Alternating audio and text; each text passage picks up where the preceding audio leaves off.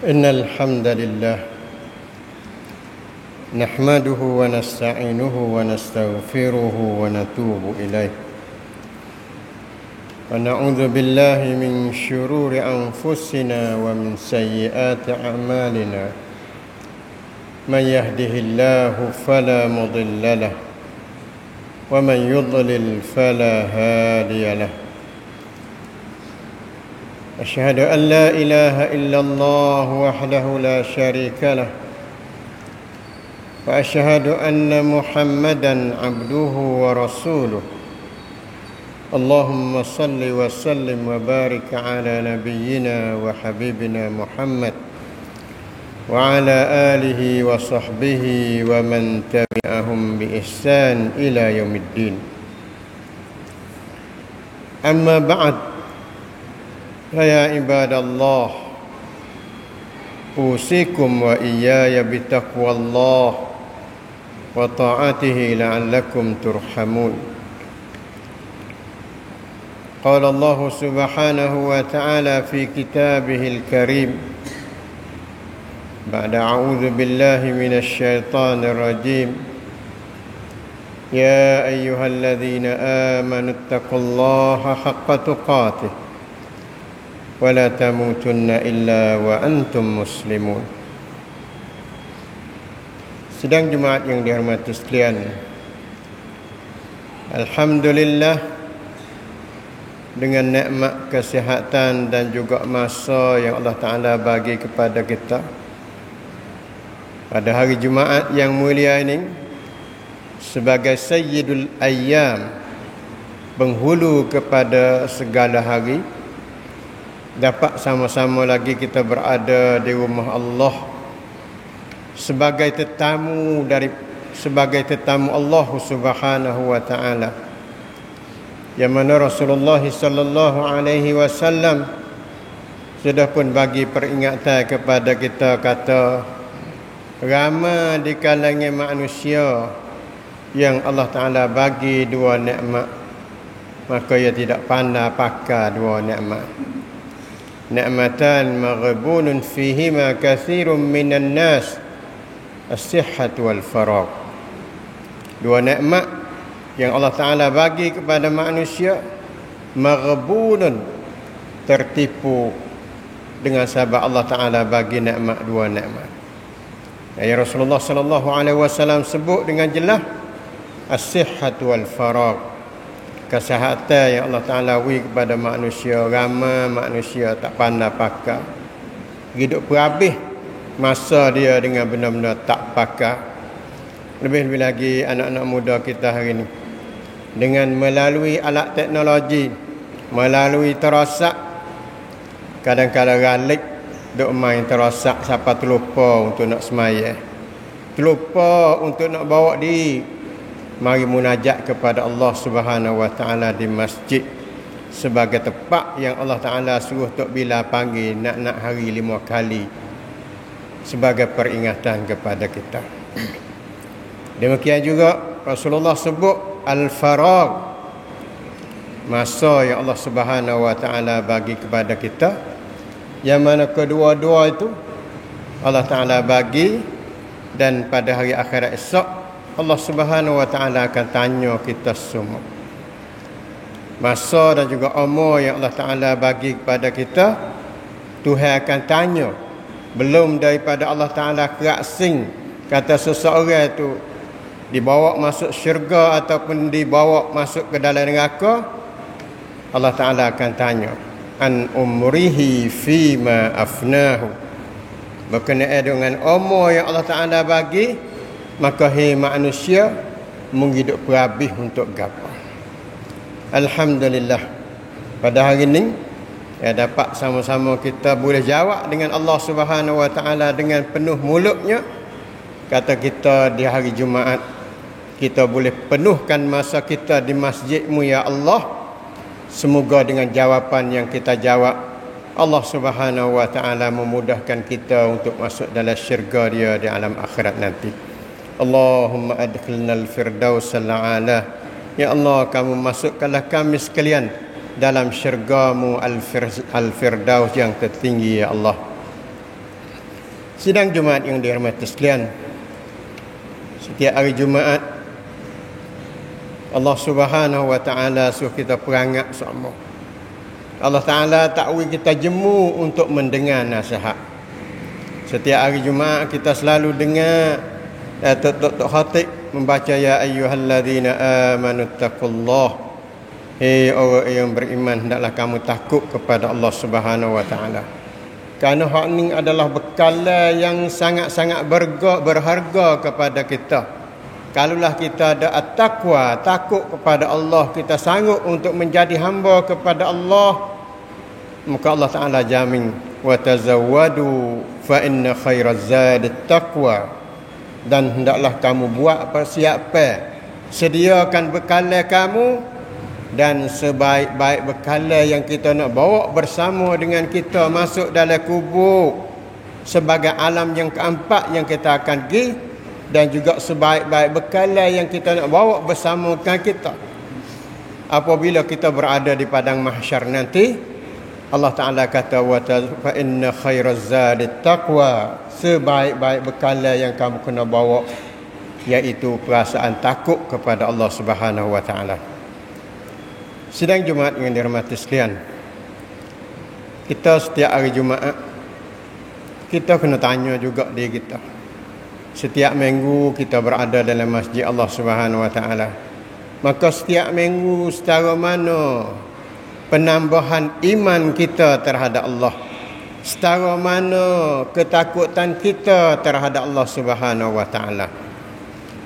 Yang mana benda yang menjadi nilai tunjuk kata kita ni takut ataupun tak takut, iaitu dengan melalui perintah yang Allah Taala perintah kepada kita. Hak mana Allah Subhanahu wa taala suruh kita buat, kalaulah benar-benar kita jadi orang yang bertakwa kepada Allah, walaupun seberat mana pun kita boleh pikul. Demikian juga benda yang dilarang oleh Allah Subhanahu wa taala, apabila Tuhan kata haram dan juga Tuhan royak kata benda ni Allah Taala tidak kena, maka orang yang beriman dengan Allah Subhanahu wa taala ia boleh tinggal, boleh jauhkan diri dia daripada benda yang dimurkai oleh Allah Subhanahu wa taala. Sebab tu dalam penilaian hidup kita setiap hari, kita boleh ukur melalui amalan-amalan harian kita, lebih khususnya hal semaya kita. Semenjak daripada pagi lagi Tok Bila duk panggil kita as-salatu khairum minan naum. Selepas daripada Tok Bila kata hayya 'alas salah dan juga hayya 'alal falah, peringatan kepada kita as-salatu khairum minan naum. Hei orang-orang duk tidur, hei orang-orang duk selimut. Di waktu ni benda yang paling molek sekali untuk membuat bukan tidur, tapi semaya lebih baik daripada tidur dan juga semaya lebih baik daripada mana-mana amalan. Maka kita boleh ukur ketakwaan kita kepada Allah. Kalaulah benar-benar kita takwa kepada Allah, maka dengan ringannya kita boleh wear kain selimut kita. Dengan ringannya kita boleh bawa, boleh bangun tubuh badan kita dan kita ucap alhamdulillahillazi ahyana ba'dama amatana wa ilaihin nusyur. Segala puji bagi Allah yang menghidupkan kami selepas daripada mati, dan kepadanya lah yang kita semua akan kelak. Tidak ada seorang habuk yang boleh lari daripada Allah Subhanahu wa taala. Ini yang menjadi masalahnya. Kalau kita boleh lari daripada Allah, maka kemungkinan kita tidak akan didenda. Tetapi Tuhan siap dah kata mana-mana manusia yang Allah Ta'ala perhidup di atas dunia, setiap orang akan klik kepada Allah Subhanahu wa taala. Yang kita kena tanyanya, kita nak klik pasal mana?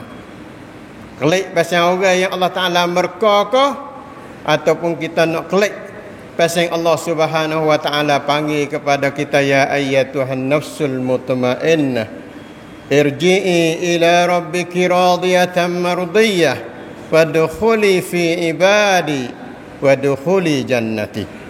Kita semua pakat nak hak ni belaka. Nak wi Allah Taala erat berang dan juga aku kata kita adalah hamba dia, dan apabila Allah Taala aku kata kita adalah hamba dia, Tuhan kata fadkhuli fi ibadi wadkhuli jannati. Maka dengan mudahnya Allah Taala akan panggil kita, hei hamba-Ku, masuk semua dalam syurga Allah Subhanahu wa taala. Sidang Jumaat yang dihormati sekalian, kita orang Islam, Allah Subhanahu wa taala suruh kita baca semua nak hari, iaitu surat Al-Mulk ataupun hok kita duk panggil surah Tabarak, yang mana dalam tu sebagai perangat kepada kita, kata Allah Subhanahu wa taala wa kita liyabluwakum ayyukum ahsanu amala. Nak detik, nak minit yang kita hidup, maka kita seolah-olah kita berada dalam bilik peperiksaan. Kalau budak ngaji tu kadang setahun 2 kali, tetapi kita dengan Allah Subhanahu wa taala setiap detik, setiap minit kita berada di dalam bilik peperiksaan Allah Subhanahu wa taala. Apa yang berlaku terhadap kita ataupun apa yang berlaku terhadap saudara-saudara kita, maka kesemuanya menjadi ujian dan juga menjadi butosab daripada Tuhan. Sebagaimana yang kita dengar di hari ini, saudara-saudara kita di Palestin diuji dengan kesusahan. Kita berada di sini dalam keadaan senang. Allah Subhanahu wa taala ajar kepada kita orang Islam, apabila susah, apabila Allah Taala uji dengan kesusahan, maka tidak ada alat untuk menjayakan seseorang itu melainkan dengan sabar. Dan sebaliknya, apabila Allah Subhanahu wa taala uji dengan kesenangan, maka tidak ada jawapan yang paling baik untuk kita nak jawab kepada Allah melainkan dengan kita bersyukur, berterima kasih kepada Allah Subhanahu wa taala sebagai pemberi nikmat kepada kita. Sebab tu apa yang berlaku kesusahan terhadap saudara kita di Palestin itu adalah satu ujian yang Allah Taala uji kepada mereka, dan juga sebagai satu ujian kepada kita sebagai orang Islam. Kata kita, pendirian kita, penetapan kita dan juga cara gaya kita, apa yang kita buat terhadap saudara kita.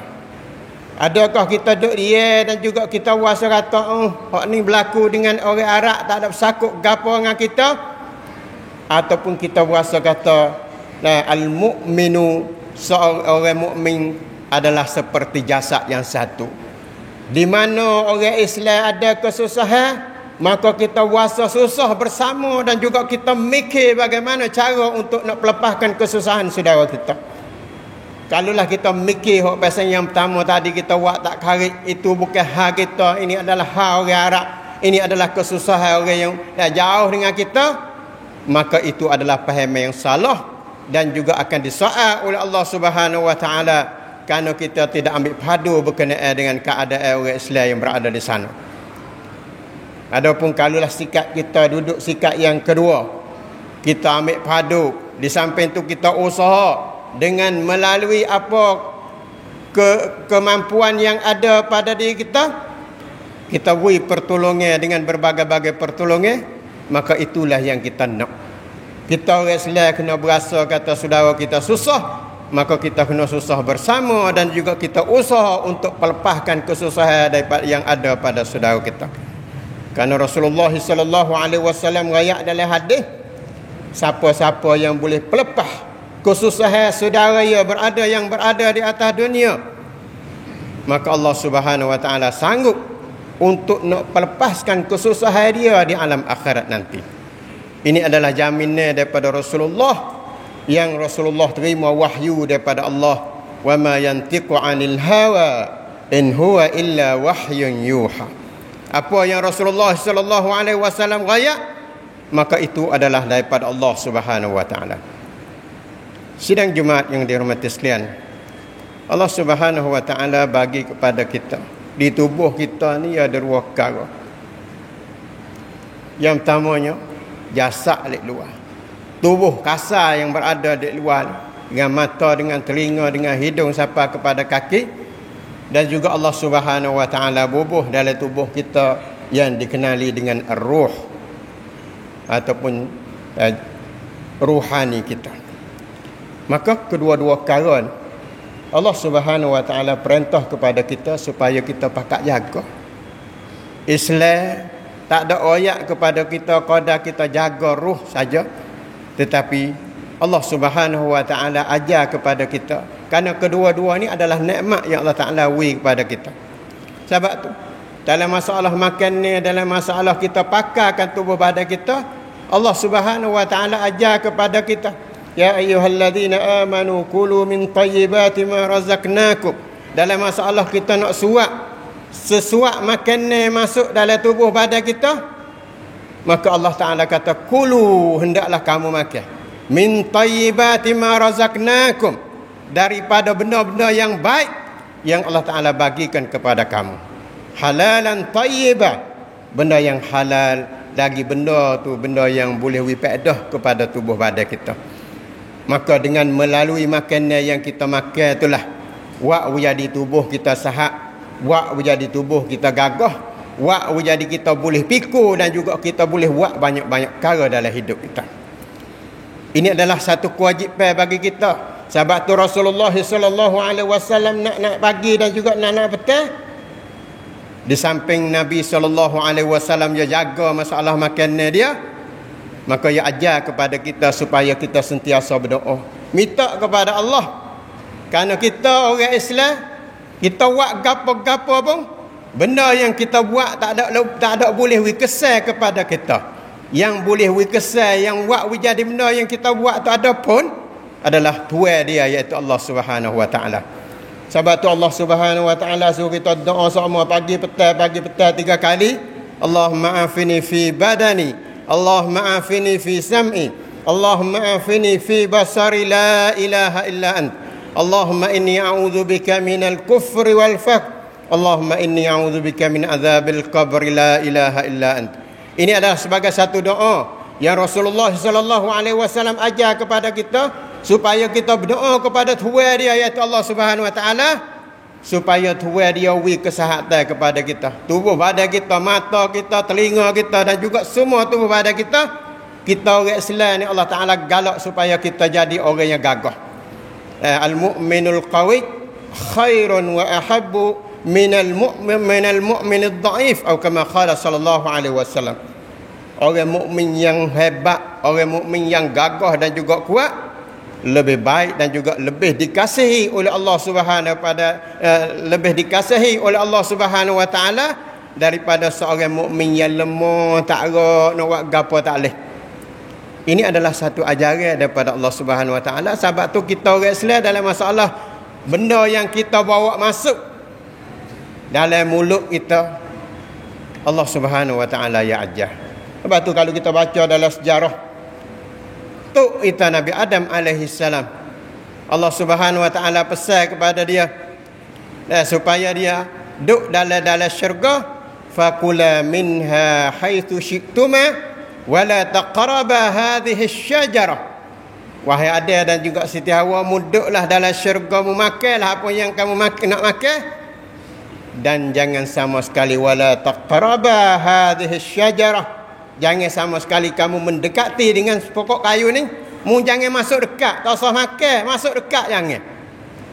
Sebab tu kita baca dalam sejarah, dengan sebab tu kita ditipu oleh iblis, dan sebagai penjahat nombor 1, dan juga anak cucu dia yang kita duk minta daripada Allah Subhanahu Wa Taala, minta Tuhan jaga kita minal jinnati wan nas, daripada sejenis jin yang kita tak nampak, dan juga sejenis manusia yang kita boleh kecek kira dengan dia, sebagaimana yang berlaku di Palestin di hari ini. Orang-orang Zionis ataupun bahasa Arab yang panggil Sahriyuniyah adalah sebagai wakil kepada syaitan. Kerja dia usaha merosakkan apa yang berada di atas permukaan bumi ini. Mengikut pahaman dia akan usaha bawa manusia jadi hidup dalam keadaan diraka kepada Allah. Siapa-siapa yang boleh hidup dia dalam keadaan mabuk, boleh hidup dalam keadaan zina, dan juga mati dalam keadaan mabuk, maka orang itu adalah orang yang nombor 1 bagi orang-orang Zionis yang dia usaha nak jadi manusia jadi pasal itu. Itu adalah sebagai wakil yang berupa manusia yang usaha duk buat rancang berbagai-bagai perancangan dalam usaha untuk memusnahkan bumi Allah Subhanahu wa taala. Sebab tu dalam masalah makan adalah sebagai satu pengukuran. Kata orang tu boleh masuk syurga ke ataupun orang tu akan disumat masuk dalam neraka. Sebab tu kita sedih, kita kena tanya makanan yang kita makan. Makanan yang kita makan itu adakah halalan tayyibah ataupun haraman sayyi'ah. Benda yang kita makan itu halal dan juga wifaedah ke ataupun benda yang kita makan itu adalah benda yang Allah Taala murka dan juga benda itu adalah mendatangkan kemudaratan kepada diri kita. Sebab tu pernah kita dengar daripada seorang-orang yang duk perah beruk, dia nasihat kepada anak cucu dia, kerana anak cucu dia hidup dalam keadaan mabuk, dalam keadaan duk minum dan juga duk makan benda-benda tagah. Maka dia kata, wahai awal, cikgu nak nasihat, hak sebenar cikgu duk perah beruk, cikgu tengok beruk lebih baik daripada awal. Beruk lebih cerdik daripada awal. Buat apa? Kerana cikgu duk perhati kata, setiap kali beruk dia nak makan, tak kira lah. Kalau pasang kulak, pasang apa, setiap kali dia nak makan, dia hidu dulu. Apabila barang tu benda hak pasang wak jadi mabuk, maka dia tahu. Dia tak akan makan sama sekali. Ini adalah pengalaman orang tua terhadap beruk yang dia perah. Maka dia kata, hawa ni lebih bodoh daripada beruk lagi. Dengan sebab hawa duk kacau, duk makan benda-benda hak pasang wak jadi mabuk dan juga khayal. Maka hak ni kita kena pakai. Dan kita sebagai bapa, kita sebagai orang muda, perbuatan dan juga makanan yang kita sumat masuk dalam diri kita, adakah halalan tayyibah. Dan kalaulah halalan tayyibah, makanan yang kita makan diberi pahala oleh Allah Subhanahu wa taala dengan sebab kita turut perintah kulu min tayyibati ma razaqnakum. Tapi kalau makanan yang kita suap masuk dalam tubuh kita adalah benda haraman, benda yang diharam oleh Allah Ta'ala, maka Allah Ta'ala akan bubuh dosa. Dan apabila bubuh dosa, maka ia akan jadi sebagaimana kaedah yang Allah Ta'ala kata, wa man asa'a fa'alaiha. Siapa yang buat kejahatan, tak kiralah melalui perbuatan dia, melalui makannya dia, dan maka Allah Subhanahu wa taala royak kata mudarat itu akan klik pada tuai dia dunia dan akhirat. Sebab tu hak ni kita kena duk mikir. Dan kita nak kepada syurga Allah Subhanahu wa taala. Tapi kadang-kadang amalan harian kita tak ada gaduh. Kita sebagai ayah, pernahkah kita tengok anak-anak kita dalam masalah makanan? Pernahkah kita perhati anak-anak kita duk saing dengan siapa? Pernahkah kita tengok dan kita didik dan juga kita bela dia direti dan juga faham ajaran Allah Subhanahu wa taala. Kalau kita boleh buat dah, alhamdulillah, itu adalah satu tanggungjawab yang kita boleh tunai dan juga kita boleh jawab terhadap Allah Subhanahu wa taala, kata kita telah pun tunai. Jaya tidak berjaya adalah di tangan Allah Subhanahu wa taala. Sebab tu makanan, lebih-lebih lagi orang-orang muda, kita kena tanya makanan yang kita makan. Buat apa kita kacau duk buat ataupun duk makan benda-benda yang diharam oleh Allah Ta'ala, sedangkan benda tu tidak mendatang faedah kepada kita. Benda tu adalah benda yang dibuat oleh orang-orang kafir. Ya Allah Subhanahu wa taala royak kata perangai orang kafir, ya'kuluna wa yatamatta'un. Hidup yang mikir nak hidup sedap-sedap nak makan. Tak ada kira halal haram. Yang pentingnya boleh memenuhkan syahwat dia, maka itu adalah perangai orang-orang yang kafir. Ya Allah Subhanahu wa taala royak kata, dan hujung jatuh bagi orang kafir, walahum azabun azim. Bagi mereka adalah azab yang sangat teruk yang Allah Ta'ala sedia kepada mereka. Maka kita kada panah terik tengah hari lagi kita puasa, kata Allah susahnya hidup. Apatah lagi kalau kita kira kepanasan yang Allah Ta'ala sedia neraka bagi orang yang deraka kepada Allah, maka lebih teruk daripada panah cahaya matahari lagi. Oleh itu, marilah sama-sama kita pakat tengok benda-benda yang kita buat. Kita kena usaha mendekatkan diri kita dengan Allah Subhanahu wa taala melalui amalan-amalan yang dicontohi oleh Nabi sallallahu alaihi wasallam. Sebab tu kita tak kena tengok jauh, pada kita tengok khas maya kita ya. Allah Subhanahu wa taala royak kepada kita manusia ada 3 pasang. Dan yang pertamanya al-muttaqin ataupun orang yang beriman dengan Allah Subhanahu wa taala. Tabiat contoh teladan yang ditunjuk oleh Rasul dan juga para sahabatnya dalam masalah semaya tak ada seorang habuk, dan juga Rasulullah tak ada biasa ajar dalam masalah semaya seorang. Walaupun kita ngaji dalam kitab fiqh kata kita semaya seorang itu sah dan juga boleh pahala, tapi Rasulullah dia tak ada tunjuk contoh kepada kita melainkan dengan dia setiap waktu, bukan kadang hari Jumaat, bahkan setiap waktu dia berulang-alik kepada masjid.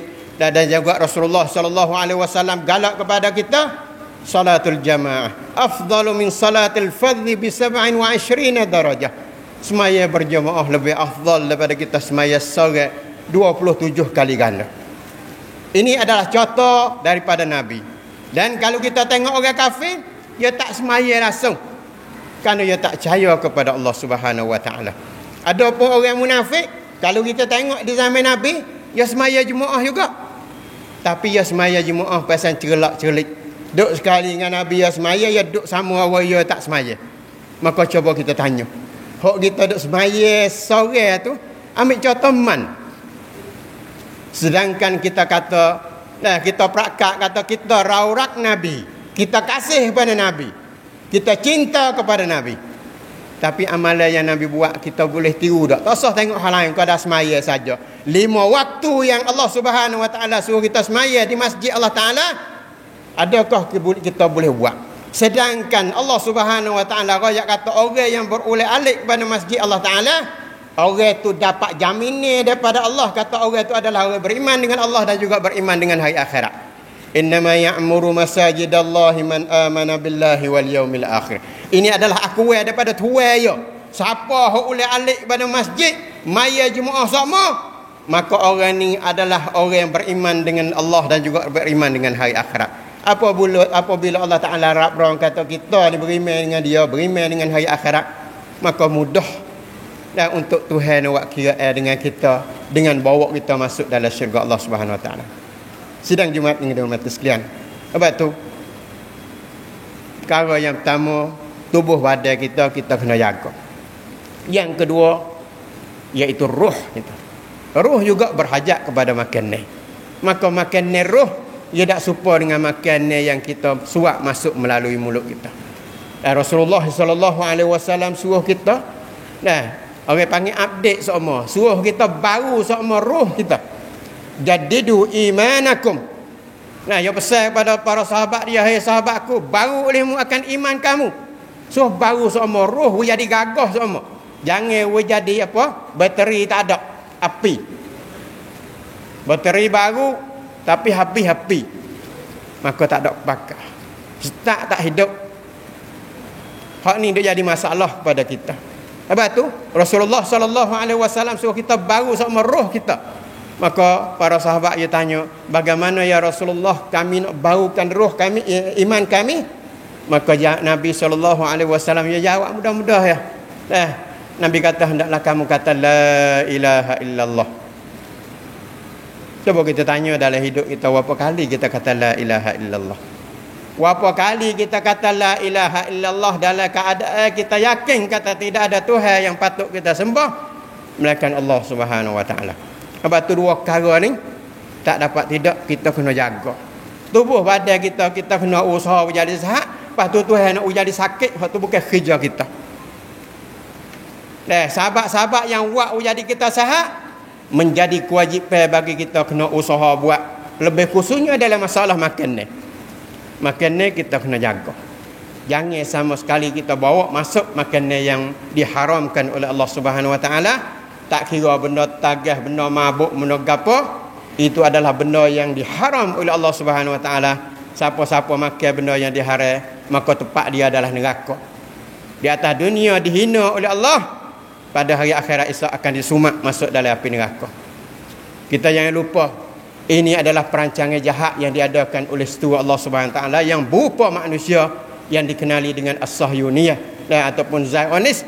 Tu ya usaha jadi manusia galik, jadi terlupa sebagai nak terima perintah tuan atau panggil warna dia yang setelah mana Allah Subhanahu wa taala hamba iblis daripada syurga, maka ia bersumpah dengan Allah, ia janji dengan Allah, la ughwiyannahum ajma'in, selagi aku akan menyesat anak cucu Nabi Adam semua. nak jadi deraka kepada Allah Subhanahu Wa Taala belaka. Maka kita ni alhamdulillah, Allah Subhanahu Wa Taala pilih dah kita jadi orang Islam. Marilah kita sama-sama jaga Islam kita. Kita jadikan kita adalah orang Islam yang benar-benar sanggup untuk nak patuh ajaran yang dibawa oleh Nabi kita Muhammad sallallahu alaihi wasallam. Insya-Allah apabila kita sanggup 100% dah untuk nak turut Nabi, dan juga kita nak tunjuk kata kita ni rak Nabi, kita ni kasih pada Nabi, maka tidak ada jalan lain dan melainkan apa yang diajarkan oleh Allah Subhanahu Wa Taala. Qul in kuntum tuhibbunallah fattabi'uni yuhibbukumullah. Kata olehmu wahai Muhammad, berkat olehmu kepada rakyatmu, kepada umatmu, jika benar-benar kamu kasih kepada Allah, maka jalan yang paling molek sekali untuk kita nak tunjuk kata kita kasih kepada Allah, iaitu dengan kita turut dan Nabi kita Muhammad sallallahu alaihi wasallam, tak kira dalam masalah semaya puasa dan juga dalam masalah kehidupan harian kita, sejak daripada pagi sampai gelap dan juga sejak daripada gelap sampai pagi esok. Sidang Jumaat yang dirahmati sekalian, sebab tu mailah sama-sama kita terisahkan diri kita, mailah sama-sama kita cek diri kita dua perkara yang Allah Taala beri kepada kita cara molek kita lagi melalui dengan kita roh kita, lebih lagi dalam masalah roh dengan kita ucap kalimah la ilaha illallah. Dan juga Rasulullah sallallahu alaihi wasallam suruh kita penuhkan jiwa kita dengan ilmu agama. Dengan sebab kita ada ilmu agama ni jadi dia adalah sebagai satu pelita untuk nak suluh kita. Jadi kita nampak kata ni kita kena jalan pasal ni, barulah kita selamat, barulah kita berada di atas as-siratal mustaqim. Tapi kalaulah hidup kita tak ada gaduh dengan agama, orang duk ngajar kita tak ada padu, orang duk oyak gapo nasihat gapo kita wasa kata tak ada penting, maka hidup kita dalam keadaan yang dimurkai oleh Allah Subhanahu Wa Taala. Sebab tu marilah sama-sama kita klik pada ajaran Allah Subhanahu Wa Taala. Marilah kita buh perasaan kata alhamdulillah, dalam tubuh kita ni ada benda yang lebih mahal daripada mata yang mahal di atas dunia lagi. Allah Subhanahu Wa Taala beri kepada kita Islam. Dengan sebab Islam yang ada ni pada kita ni adalah sebagai anak kunci untuk memudahkan kita masuk dalam syurga Allah Subhanahu Wa Taala. Yang Tuhan kata innad dina indallahil Islam, dan juga Allah Taala kata wa man yabtaghi ghairal islami dina falan yuqbala min. Siapa-siapa yang cari agama lain pada agama Islam, maka Allah Taala tak terima sama sekali. Sampai akhirat Tuhan tak terima. Tuhan terima agama Islam saja. Yang menjadi masalahnya kita jaga Islam kita berapa peratus. Kita kena jaga Islam kita dengan melalui kita belajar ilmu agama yang datang daripada Allah Subhanahu Wa Taala dan juga datang daripada Rasulullah dan juga ulama-ulama yang ambil daripada dua sumber ni. Insya-Allah kita akan selamat dan sebagaimana yang dijanjikan oleh Allah Subhanahu Wa Taala, ma in tamassaktum bihima lan tadillu abada. Selama mana kamu berpegang dengan dua perkara ni, kamu tidak akan sesat sama sekali. Barakallahu li wa lakum fil Qur'anil azim wa nafa'ani wa iyyakum bima fihi minal ayati wadh-dhikril hakim wa taqabbala minni wa minkum tilawatah innahu huwas samiul alim. Fastaghfirullahal azim fastaghfiruhu fa ya fawzal mustaghfirin wa ya najatat taibin.